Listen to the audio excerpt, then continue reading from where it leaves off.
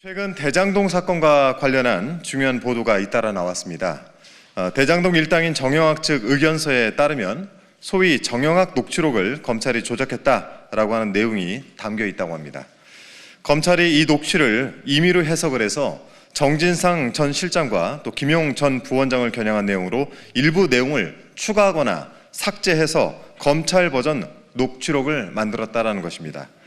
통상 녹취록이라고 한다면 녹음한 대화 내용을 그대로 글로 옮겨 적은 것을 일컫습니다. 우리 형사소송규칙에도 녹취서를 조사할 때 녹취서의 기재가 녹음물의 내용과 불일치한다고 이의를 제기한다면 법원이 녹취서 기재 내용의 오류 여부 등을 확인할 수 있게 되어 있는 만큼 이 녹취록이 작성될 때에는 그 어떠한 내용도 임의로 가감되어서는 안 될 것입니다. 그런데 대장동 사건의 핵심 증거인 정영학 녹취록을 검찰이 조작을 해서 사건을 왜곡한 것입니다.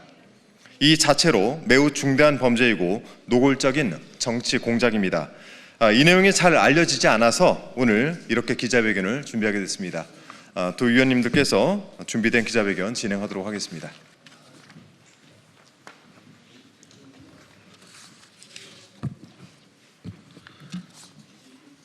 정영학 녹취록을 조작한 정치검찰을 강력히 규탄한다. 검찰의 조작 수사, 조작 기소의 실태가 적나라하게 드러났습니다. 검찰이 이른바 대장동 사건의 항소 포기를 두고 사실상 집단 항명에 나섰습니다.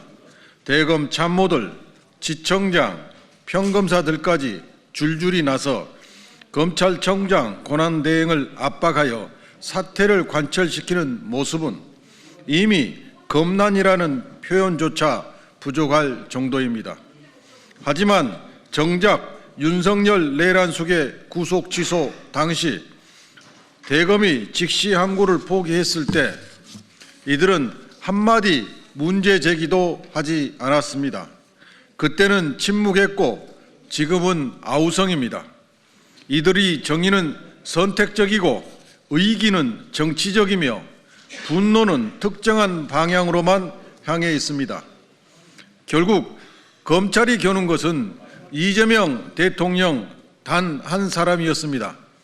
이재명 대통령에게는 과도하고 왜곡된 잣대를 들이대며 어떻게든 범죄자로 만들려 했고, 반면 윤석열 앞에서는 납작 엎드려 방패막이를 자처했습니다. 지난 윤석열 정부 3년보다 검찰 스스로가 정적 죽이기에 올인하였다는 사실을 분명하게 보여준 적이 없습니다. 그리고 이러한 선택적 정의와 정치적 기획은 최근 밝혀진 정영학 녹취록 조작에서 그 적나라한 민낯이 드러났습니다. 정영학 측 의견서와 대장동 사건 관련자들의 법정 증언을 통해 검찰이 대장동 사건 수사 과정에서 녹취록을 자의적으로 편집, 삭제, 삽입하여 사실상 조작된 검찰 버전 정영학 녹취록을 만들어낸 것이 드러났습니다.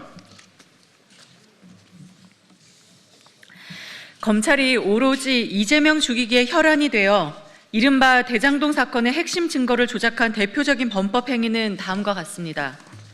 첫째, 재창희 형을 실장님으로 둔갑시켰습니다. 2023년 5월 16일 남욱 정영학의 녹취록에서 남욱은 유동규에게 9천만 원을 전달한 상황을 설명하면서 유동규가 다른 방에 갔다가 빈손으로 돌아와 재창희 형을 언급했다고 말했습니다. 그런데 검찰은 이를 실장님으로 바꿔치기 했습니다. 결과적으로 녹취록을 조작하여 정진상 전 실장을 사건 구조 안에 억지로 끼워 넣은 것입니다. 이에 대하여 남욱 정영학 모두 실제 법정에서 정진상 실장이 아닌 재창희 형이 맞다고 명확히 증언했습니다.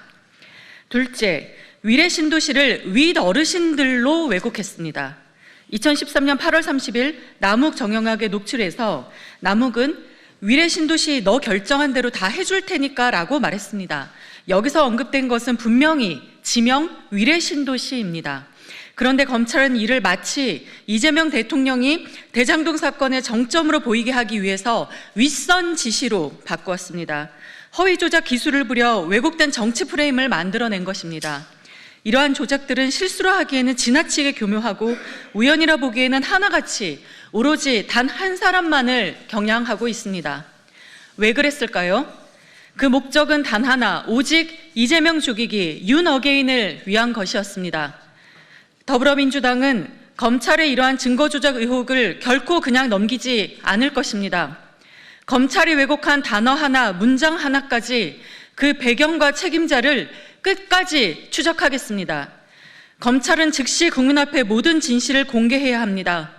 그리고 증거 조작에 관여한 검사, 지휘라인, 묵인한 책임자까지 모두 법의 심판대 위에 서야 할 것입니다. 앞으로도 더불어민주당 정치검찰 조작기소 대응 특별위원회는 다시는 이 나라에서 검찰이 정치 도구화하는 일이 없도록 철저한 진상규명과 제도개혁을 멈추지 않을 것입니다.